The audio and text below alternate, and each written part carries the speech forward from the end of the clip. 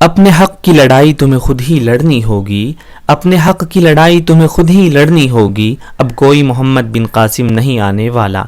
जी हाँ, uniform civil code यानी समान नागरिक संहिता, जिसको उर्दू में यकसा सिविल कोड भी बोला जाता है, उसका जिन एक बार फिर से बोतल से बाहर आ गया है और इस बार उत्तराखंड सरकार इस कानून को लागू करने जा रही है।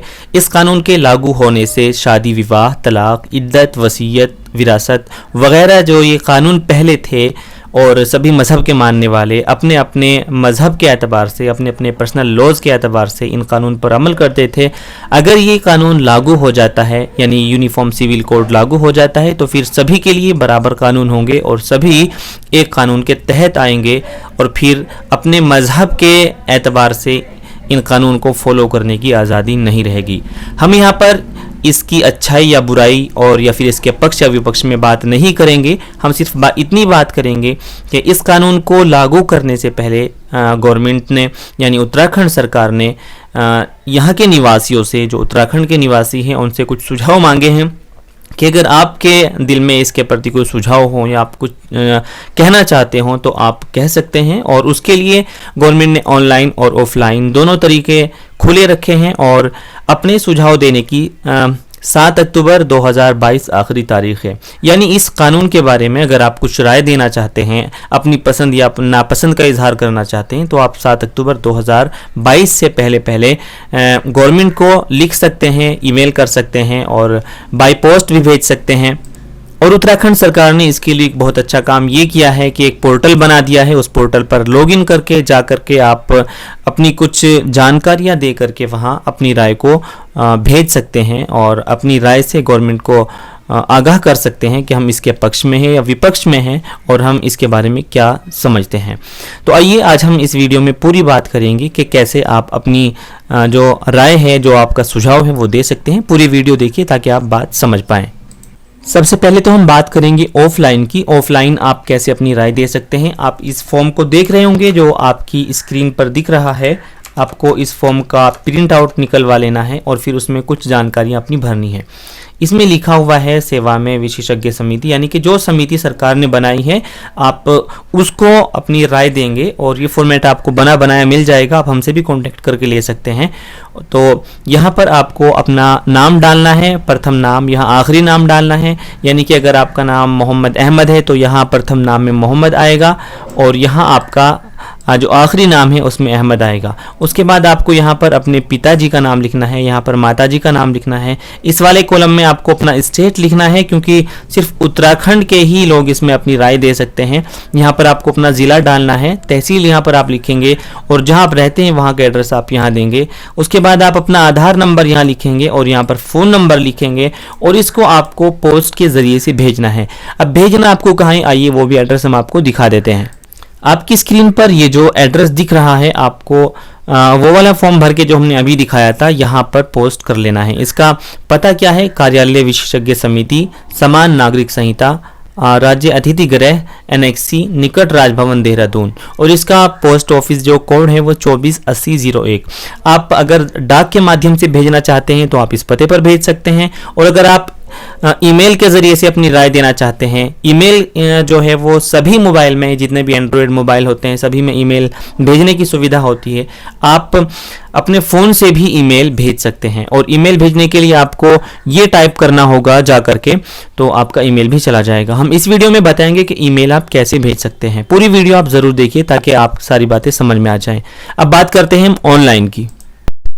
पहले हम समझ लेते हैं कि अगर आप ईमेल के ज़रिए से अपनी राय देना चाहते हैं तो आपको क्या करना होगा। आपको यहाँ से सबसे पहले ये जो ईमेल आईडी है उसको कॉपी करना होगा और कॉपी करने के बाद आपको अपने ईमेल खोलना होगा जहाँ पर आपके मोबाइल में ईमेल है। आइए देखते हैं। आप ईमेल पर आ गए हैं और जहाँ टू का ऑप्शन लिखा हुआ है वहाँ पर आप इस ईमेल आईडी को डाल देंगे, इसको पेस्ट कर देंगे। तो यहाँ पर ये ईमेल आईडी आ चुकी है। अब आपके सामने एक कॉलम और मिलेगा सब्जेक्ट का। आप यहाँ पे क्या लिखेंगे, सब्जेक्ट में आप लिख सकते हैं UCC रिजेक्ट। अगर आप इसके फेवर में हैं तो आप एक्सेप्ट लिख सकते हैं रिजेक्ट की जगह, और अगर आप इसके अपोज में हैं, आप इसके खिलाफ हैं, आप नहीं चाहते कि ये कानून लागू हो, तो आप लिख सकते हैं UCC रिजेक्ट। उसके बाद एक कॉलम आपको और मिलेगा, यहाँ ये बड़ा सा पेज है। आप यहाँ क्या लिखना है, जो भी आपके मन में सुझाव हो, अपना सुझाव आप यहाँ लिख सकते हैं। फॉर एग्जांपल हमने अगर इसको रिजेक्ट करना है और इसके खिलाफ हमें अपना वोट देना है, अपनी राय देनी है, तो आप यहाँ लिख सकते हैं कि भाई हम इसको पसंद नहीं करते हैं और हम अपना जो पहले से हमारा चला आ रहा है, जो कानून चला आ रहा है और जो संविधान ने हमें आज़ादी दी है, हम उसी पर अमल करना चाहते हैं। और अगर आप इसको लागू कराना चाहते हैं तो आप इसके लागू कराने के लिए यहाँ पर अपनी राय दे सकते हैं। आप चाहें तो इतना भी भेज सकते हैं, लेकिन बेहतर यह होगा कि आप इसमें फाइल भी अपनी अटैच कर दें। और यहाँ से फाइल अटैच का आपको ऑप्शन मिलेगा, यहाँ से आप जैसे ही क्लिक करेंगे तो ये आपको पेज पर ले आएगा और यहाँ से आप इसका जो फाइल है उसको अटैच कर सकते हैं। पूरी फाइल को जब आप यहाँ से अटैच कर देंगे तो एक बार इसको अटैच कर दीजिए आप। फॉर एग्जाम्पल मैंने ये फाइल अटैच कर दी और इसके बाद आप यहाँ से सेंड का जो ऑप्शन है, आप सेंड के ऑप्शन पर क्लिक करके इसको भेज सकते हैं। आपको दिखाई देगा कि आपने यहाँ से अपना जो आपका मैसेज था वो भेज दिया गया है और आप इसको यहाँ सेंड बॉक्स में आकर के चेक कर सकते हैं।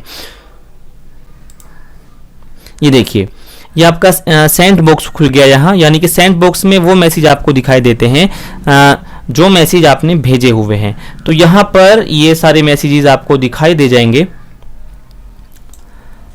अगर ये सेंड बॉक्स में आपको दिखा रहा है तो इसका मतलब आपने मैसेज भेज दिया है और आपका मैसेज जा चुका है। आइए अब हम बात करते हैं तीसरे तरीके की, जो फॉर्मेट गवर्नमेंट ऑफ उत्तराखंड ने बनाया है। अगर आप उसके थ्रू अपना सुझाव देना चाहते हैं तो वो सबसे बेहतर है और मैं आपको सजेस्ट करूंगा कि उसी के थ्रू आप अपनी राय दीजिए, क्योंकि वो रिकॉर्ड में भी रहेगा और आपके पास उसका प्रूफ भी रहेगा। उसके लिए आपको अपने आधार कार्ड की ज़रूरत रहेगी और उसी के साथ साथ ही आपके पास एक मोबाइल होना चाहिए जिस पर OTP आएगा और OTP वेरीफाई होने के बाद ही आपका जो सजेशन है, जो आपकी राय है, आपका वोट है, वो गवर्नमेंट ऑफ उत्तराखंड तक पहुंच पाएगा। इसके लिए सिंपली आप सबसे पहले क्लिक कीजिएगा UCC। जैसे ही आप इतना डालेंगे UCC उत्तराखंड करके आप क्लिक करेंगे और आपके सामने सबसे पहला ये जो पेज आएगा UCC उत्तराखंड, आप इसको क्लिक कर दीजिए।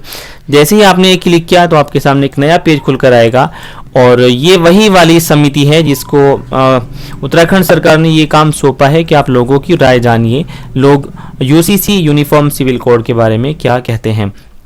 आप देखेंगे यहाँ पर तो थोड़ा सा जब आप नीचे आएंगे तो यहाँ पर आपको एक ऑप्शन दिखेगा सुझाव दें, तो आप इस पर क्लिक कीजिए और जैसे ही आप इस पर क्लिक करेंगे तो एक फॉर्म आपके सामने खुलकर आएगा। यहाँ आप देख सकते हैं, आपको यहाँ अपना प्रथम नाम डालना है।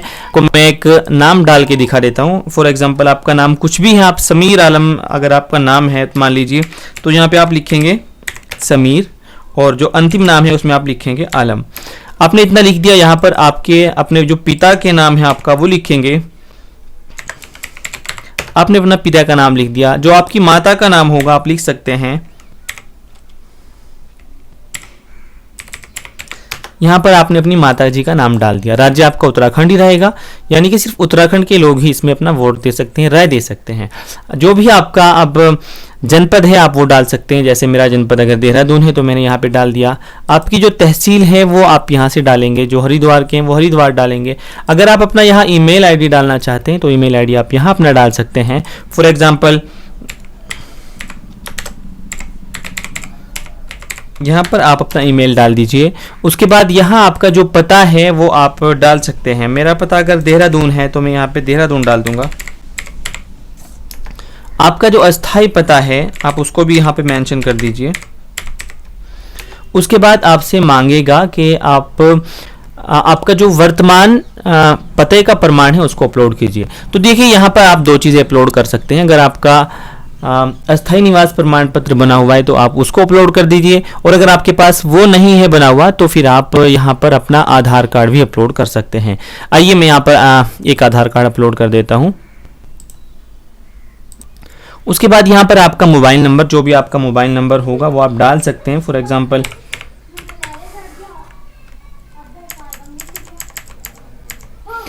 आपने यहाँ पे अपना मोबाइल नंबर डाल दिया। जैसे आप मोबाइल नंबर डाल के यहाँ OTP पे क्लिक करेंगे तो फिर आपके मोबाइल पर एक OTP आएगा। चलिए देख लेते हैं हमारे मोबाइल पर कोई OTP आया है या नहीं आया। जो नंबर आपने यहाँ पर डाला है आपको उस पर एक OTP मिल गया होगा, जो उमूमन 6 नंबर का होता है। जैसे आप यहाँ पर 6 नंबर प्रेस करेंगे और सत्यापित करेंगे तो ये OTP वेरीफाइड यहाँ पर सक्सेसफुली आपको दिखा देगा। तो इसके बाद आप आगे की प्रक्रिया कर सकते हैं। मेन चीज़ है कि सुझाव दें। आपका जो सुझाव होगा आप उसको यहाँ पर टाइप कर लीजिए। फॉर एग्जांपल हमने टाइप किया हुआ है तो हमने यहाँ पर ये सुझाव अपना लिख दिया है। उसी के बाद आपसे मांगेगा कि PDF आप यहाँ पे अपलोड करें। इसी जो लिखा हुआ है आपकी इसकी PDF बना सकते हैं, या फिर जो भी आपने फॉर्म भरा है अपना आप उसकी PDF बना लीजिए और PDF बनाकर यहाँ पर आप उसको अपलोड कर सकते हैं। फॉर एग्जांपल मैंने यहाँ पर PDF बना ली, जो भी मैंने लिखा हुआ था उसकी, तो हमने यहाँ पर इसको अपलोड कर दिया। अगर आप अपनी इमेज यहाँ पर अपलोड करना चाहें तो उसको भी अपलोड कर दीजिएगा। जैसे मैं यहाँ पर एक इमेज अपलोड कर देता हूँ। मैंने अपलोड कर दिया इमेज, और यहाँ पर जैसे इमेज मैंने अपलोड किया तो पूरा फॉर्म भरने के बाद आप इसको जमा कर सकते हैं, आप इसको डन कर सकते हैं। देखिए जो आप इसमें आपत्ति में डालेंगे, अपना सुझाव देंगे, वो इस तरह से दे सकते हैं। ये सिर्फ आपको हम एग्जाम्पल दे के समझा रहे हैं, हमारा कोई इससे मतलब पर्सनली लेना देना नहीं है, ना तो हम इसके पक्ष में हैं ना हम इसके विपक्ष में हैं। जो भी आप लोगों की राय हो आप दे सकते हैं। हमने सिर्फ आपको बताया है कि इस फॉर्म को आप कैसे भर सकते हैं और एक सुझाव के तौर पर आप कैसे अपनी राय सरकार को दे सकते हैं। तो जैसे ही आप यहाँ पर जमा करेंगे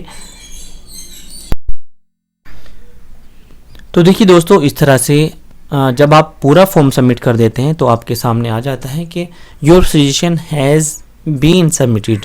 जैसे ही आप इसको क्लोज करेंगे आपके पास एक मैसेज आएगा जिसमें आपको दिखाया जाएगा कि आपका जो सजेशन था वो कंप्लीट हो चुका है, और आपके पास एक मैसेज भी आ जाएगा। आप अपने मोबाइल में मैसेज चेक कर सकते हैं, और ध्यान रखिए कि एक मोबाइल से सिर्फ एक ही आप सजेशन दे सकते हैं, और दूसरा सजेशन, या घर में अगर 2 आदमी और एक मोबाइल है तो एक फॉर्म में एक मोबाइल लगेगा, बाद के लिए आपको दूसरा मोबाइल लगाना पड़ेगा। तो ये थी UCC के बारे में जो फॉर्म आप भरे जा रहे हैं उनको भरने की जानकारी। आपसे रिक्वेस्ट की जाती है कि इस वीडियो को आप ज़्यादा से ज़्यादा शेयर कीजिए, ताकि उत्तराखंड सरकार जान सके कि उसके नागरिक क्या चाहते हैं, वो इस कानून को लागू कराना चाहते हैं या नहीं कराना चाहते हैं। और आप अपना कीमती वोट और कीमती राय इस बारे में ज़रूर दीजिए। शुक्रिया।